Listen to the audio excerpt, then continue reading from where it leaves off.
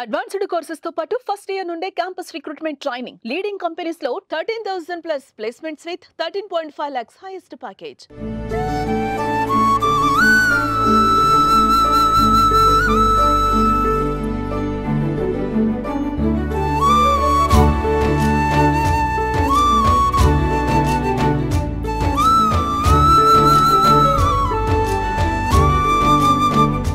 సకల జనుల ఆకలి తీర్చే జగన్మాత దుర్గమ్మ ఈ రోజు శాకంబరి దేవిగా భక్తులకి దర్శనమిస్తున్నారు. రెండు కళ్ళు సరిపోవడం లేదు ఈ రోజు అమ్మవారిని శాకంబరి దేవిగా చూడడానికి.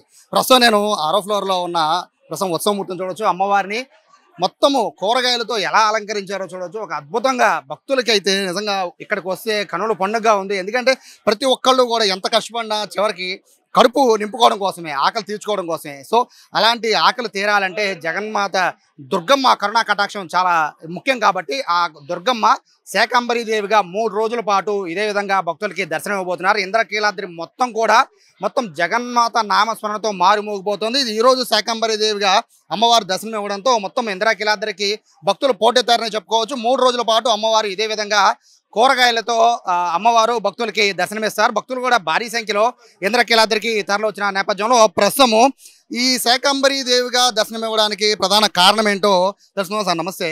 అంటే ఏంటంటే ప్రత్యేకంగా ఈ 3 రోజులే శాకంబరి దేవిగా అమ్మవారిని అలంకరించారు, రీజన్ ఏంటి?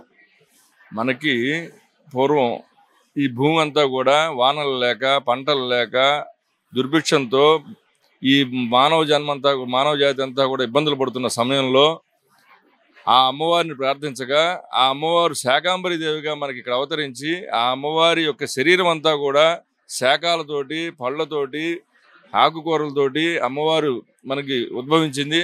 అట్లాంటి అమ్మవారిని మనం శాకంబరి దేవిగా మనం కొలుచుకుంటాం.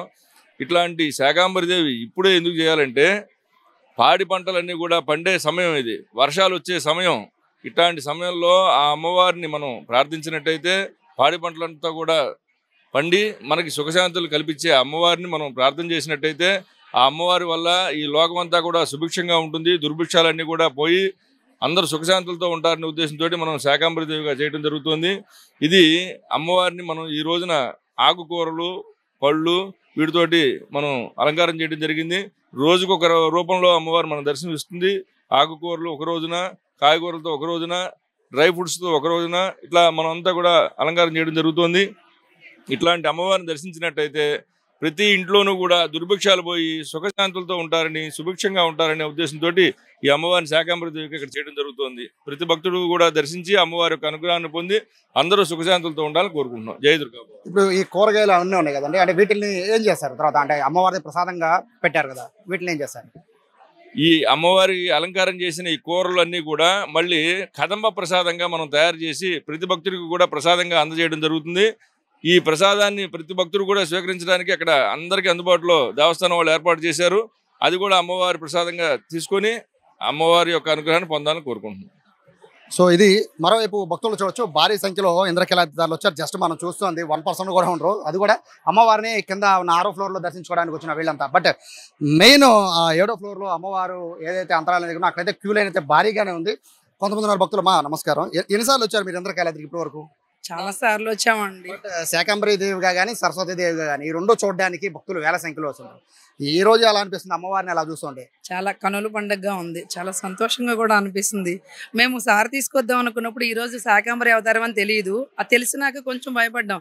అయినా కూడా రిస్క్ అయినా క్రౌడ్ అయినా వెళ్ళాలి, ఈ రోజు అమ్మవారిని దర్శనం చేసుకోవాలని గట్టి సంకల్పంతో వచ్చాము. అదే ఆనందం అమ్మవారి దర్శనం చేసుకున్నాక చాలా చాలా సంతోషంగా అనిపిస్తుందండి. మేము మచిలీపట్నం నుంచి శ్రీనివాస కోలాట బృందం తరపు నుంచి వచ్చాము సారి తీసుకొని. ఈ అదృష్టం మాకు అమ్మవారు కల్పించడం చాలా ఆనందంగా అనిపిస్తుందండి. చాలా చాలా బాగుందండి శాకంబరి అలంకరణ. నేను ఇక్కడ సేవకి వస్తానండి, రోజు చూస్తూ ఉంటానండి. మాది మురళీ కోలాటం అండి. దానికి సారిపు తీసుకుని వచ్చామండి మచిలీపట్నం నుంచి.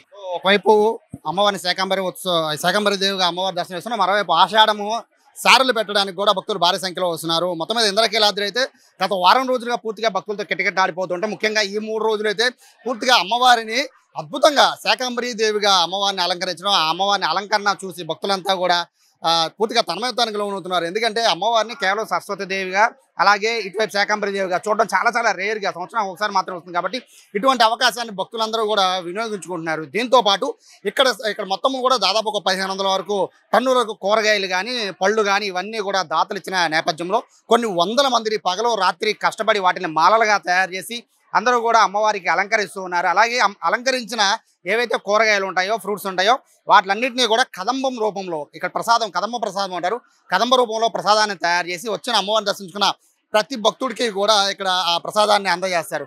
ఓవరాల్గా చూసుకుంటే ఇంద్రకీలాద్రి మొత్తం కూడా శాకంబరీ దేవిగా దర్శనమిస్తున్న దుర్గమ్మను చూడడానికి అయితే భక్తులు ఉదయం నుంచి కూడా భారీ స్థాయిలో పోటెత్తుతున్నారనే చెప్పుకోవచ్చు. కెమెరా పర్సన్ కృష్ణతో సాయి, సుమన్ టీవీ, ఇంద్రకీలాద్రి నుంచి.